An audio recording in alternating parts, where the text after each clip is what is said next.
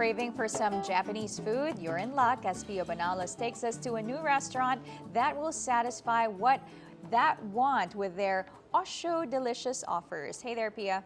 Hi Claire, this morning I'm taking you to Osaka Ohsho where they have gyoza and all the different Japanese dishes that is sure to satisfy all your cravings. With me as managing partner, Lynn Fred Yap, to tell us more about it. Hi, good morning. Good morning, Pia. Thanks for joining us today. Yes, of course, Japanese food always excites me. And usually when I go to a Japanese restaurant, gyoza isn't something that I would have like as a main dish. It's something I put on the side. But here it's at the spotlight. Yes, actually, Osaka Ohsho is Japan's #1 gyoza specialist. So we have over 360 stores in Japan. It's actually listed in the Tokyo Stock Exchange, and it's been making gyoza since 1969. Wow. And here in Osaka Ohsho, Philippines, we actually have 3 flavors of gyoza. We have it in original nori, which is like Japanese seaweed, and also cheese gyoza. Wow, okay. Because when I say gyoza, like all I think of is like it's a dumpling. I didn't know that there are like different kinds of flavors for it, papala. And aside from that, I noticed right there, like there are different dipping sauces that goes with your gyoza as Right, well. yeah, like as Filipinos, diba, we love the sarsa, diba? We love sauces. Yes. So same with gyoza, it comes with 3 different sauces. We have the original sauce, and we also have miso sauce, and this is chili sauce for people who like a bit of kick towards their gyoza. What makes these gyoza, aside from what you said, like there's like a whole tradition of and history behind it, what makes it special? Well, we use 3 different kinds of cuts for the pork that goes into the gyoza. At the same time, the flour is 100% Japanese flour that goes into making the the skin of the gyoza, making it thin but still very very much sturdy. At the same time, there's a whole technique to making the gyoza. We actually have a gyoza machine that actually prepares just gyoza for us. But of course, the folding and everything is all done. It's all handmade.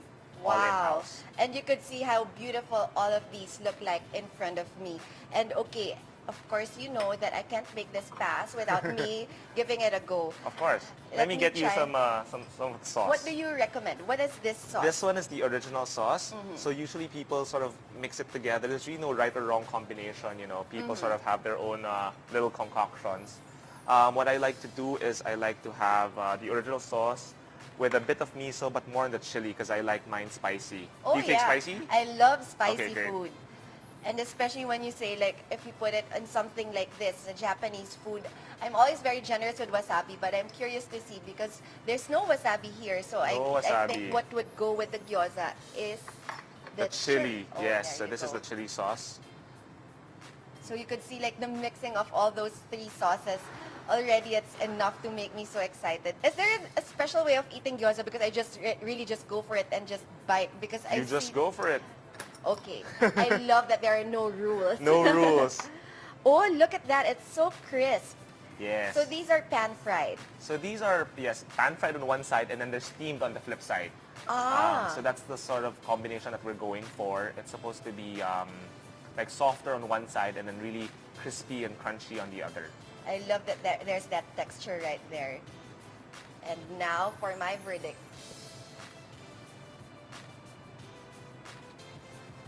Now I see why gyoza now has to have like the spotlight in this restaurant. That crunch, that's a nice play of texture because of the crunch on one side and then the softness on the other side. And there's also crunch inside. They're like, how are the veggies kept like crisp inside? That's one thing because usually when you have gyoza, I think there's just like a lump of different things inside. But this one, you could see there's distinct textures even inside of the dumpling. Yes, actually, there's a lot of cabbage inside, and we actually have a special machine that actually sort of like spins out the water out of the cabbage, and that accounts for the sort of crispness that goes into the gyoza. That's so cool because really, and you could see those okay, I don't think you guys would want to see that so early in the morning, but you could see like the little cabbage bits right there. Yes. And this sauce is fantastic because usually I just dump them in soy sauce. But this one, it gives it a really very interesting flavor. So this is the classic. Yes, so this gyoza. is a classic gyoza, and I would like you to try this one as well. This one is the nori gyoza. So nori is Japanese seaweed. Oh, I love seaweed. Let me help And you with could that. see right there that there are like the... Yes, you can see the black little strips. slivers of seaweed right there. And there are really different flavors for it. I want to put a little bit of the sauce inside. There you go. There we go. And I think it's better to make a mess. That's when you know that you're really enjoying your food.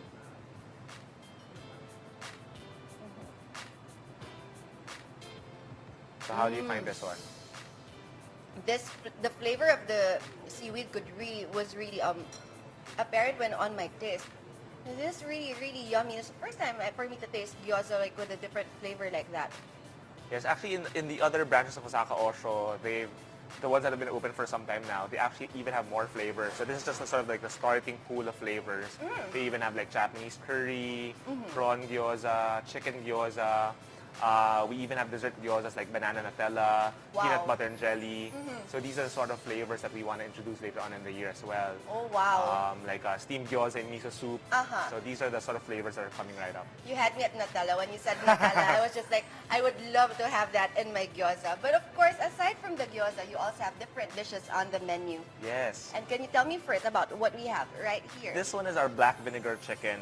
So it makes use of chicken karaage, which is like Japanese fried chicken, and it's sort of coated in a black vinegar glaze.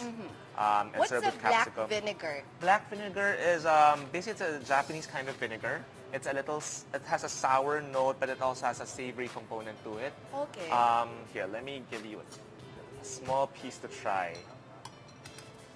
And then we serve it with Thank you.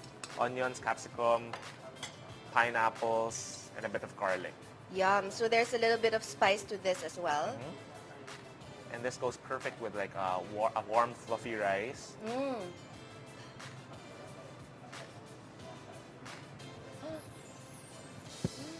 I just made a mess right there. I'm No so worries. sorry. No problem. But this one, wow. What I really love about like food like that is like, there's a little bit of a crunch when you bite to it. There's a burst of flavor, the sweet and sour right there. That's really yummy.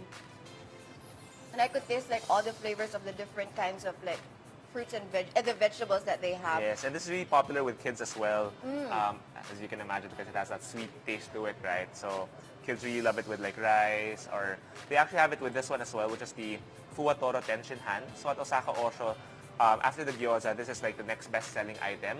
So it's basically the fluffiest egg dome omelette that you would ever have. It's like an omu rice. Okay. And then, so on top is a really fluffy omelette. And then at the bottom is koshi hikari rice. So it's a Japanese short grain rice. So it's the Okay. best kind of rice in Japan right now. They export, it's only grown in Japan and exported to the rest of the world. Wow. I thought looking at it that it was soup. So this is actually rice underneath. Yes, so it's actually rice underneath. Well, sorry, Linfred, I don't have time to taste this right Okay, now, but no I'll problem. be tasting this later on because I want them to know also about the dish that you have last right here. Yes. So this one is the beef saikoro. This one is the beef saikoro, and it's actually served with vegetables on the side. So this is sort of like our beef teppanyaki dish. So for beef lovers out there, I think for a lot of Filipinos, they expect like a Japanese restaurant to have these basic items like beef teppanyaki, ebi tempura. So at Osaka Ohsho, you can also enjoy these sort of items together with our hero items. Of course, and with this selection of gyoza and that rice, I'll be tasting this right now, but of course, we don't have time. Thank you so much, No Linfred. problem. Thank you for joining us today. I have to give it back to you now, Claire and Hillary, because I'm out to enjoy all these Japanese food I have right in front of me right here from Osaka Ohsho. Back to you, Claire and Hillary.